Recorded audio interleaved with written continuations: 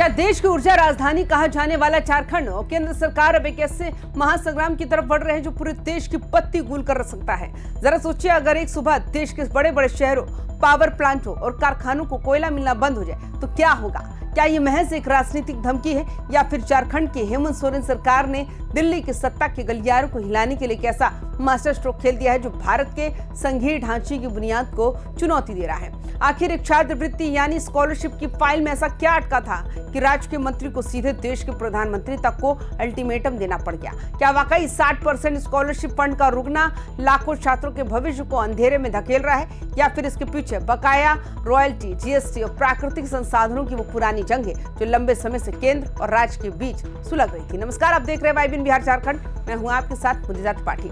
झारखंड में post matric scholarship योजना को लेकर केंद्र और राज्य सरकार आमने सामने आ चुके हैं। राज्य के कल्याण मंत्री चमरा लिंडा के एक बेहद आक्रामक रूप ने इस पूरे मामले को सीधे एक राष्ट्रीय बहस में बदल दिया। झारखंड में एसटी, एससी, ओबीसी और आर्थिक रूप से कमजोर ईडब्ल्यूएस तबके के लाखों छात्र उच्च शिक्षा के लिए पोस्ट मैट्रिक स्कॉलरशिप पर निर्भर है। इस योजना का नियम यह है कि कुल बजट में 60% हिस्सा केंद्र सरकार देती है और 40% हिस्सा राज्य सरकार लगाती है।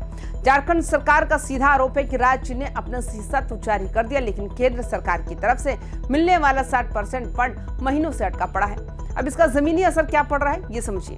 जब स्कॉलरशिप का पैसा सीधे छात्रों के खातों में नहीं आता तो वे कॉलेज की फीस नहीं भर पाते, हॉस्टल का किराया रुक जाता है और परीक्षा फॉर्म भरने तक के लाले पड़ जाते हैं। जो बच्चे गांव देहात से आकर रांची, जमशेदपुर या धनबाद जैसे शहरों में इंजीनियरिंग, मेडिकल, नर्सिंग, पॉलिटेक्निक या आईटीआई की पढ़ाई कर रहे हैं, उनके लिए ये स्कॉलरशिप कोई खैरात नहीं है बल्कि उनका हक और जीवन रेखा है। जब वही रुक जाए तो पढ़ाई बीच में छोड़ने की तो नौबत आ सकती है। लेकिन कहानी ये खत्म नहीं होती। इस बार मामला सिर्फ चिट्ठी, पत्रिका या बयानों तक सीमित नहीं रहा।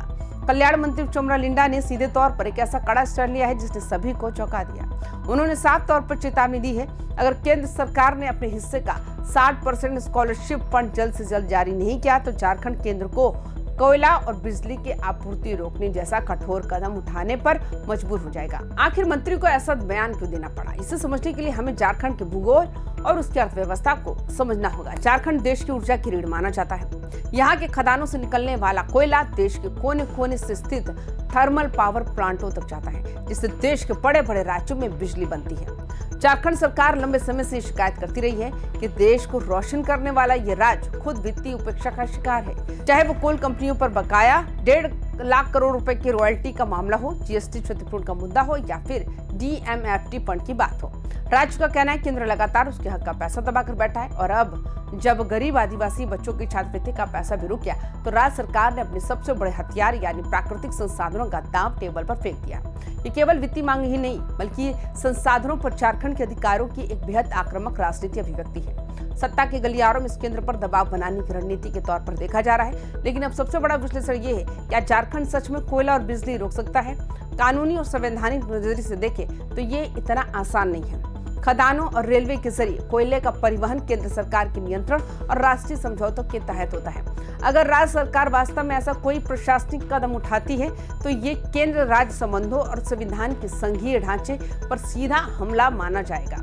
इससे देशव्यापी ऊर्जा संकट खड़ा हो सकता है, जिससे पूरे देश की इंडस्ट्री और आम जनता प्रभावित होगी। पर राजनीतिक विश्लेषकों का मानना है कि इस तीखे बयान का असल मकसद कोयला रोकना नहीं बल्कि केंद्र सरकार को बैकफुट पर लाकर जल्द से जल्द फंड रिलीज करवाना और जनता के बीच ये संदेश देना कि राज्य सरकार अपने हक और अपने छात्रों के भविष्य के लिए दिल्ली से भी टकराने को तैयार है। आगे का रास्ता पूरी तरह से केंद्र सरकार के रुख पर टिका हुआ है। अगर केंद्र सरकार जल्द ही कोई बैठक बुलाकर 60% फंड को जारी करने का रास्ता साफ करती है तो ये गतिरोध शांत हो सकता है। लेकिन अगर केंद्र की तरफ से सख्त रुख दिखाया गया या फंड अटका रहा तो झारखंड की राजनीति आने वाले दिनों में और अधिक गरमाने वाली है।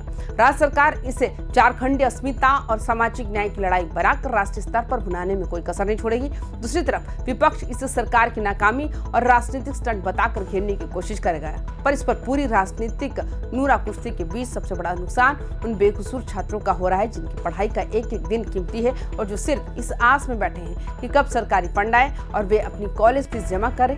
आपको क्या लगता है, क्या स्कॉलरशिप जैसे संवेदनशील मुद्दे पर केंद्र राज्य का ये टकराव जायज है? क्या कोयला और बिजली रोकने की चेतावनी देकर अपना हक मांगना सही रणनीति है या इससे देश का नुकसान होगा? अपनी राय हमें नीचे कमेंट बॉक्स में लिखकर जरूर बताएं और तमाम खबरों के लिए देखते रहिए वाइबिन बिहार झारखंड। जोहार।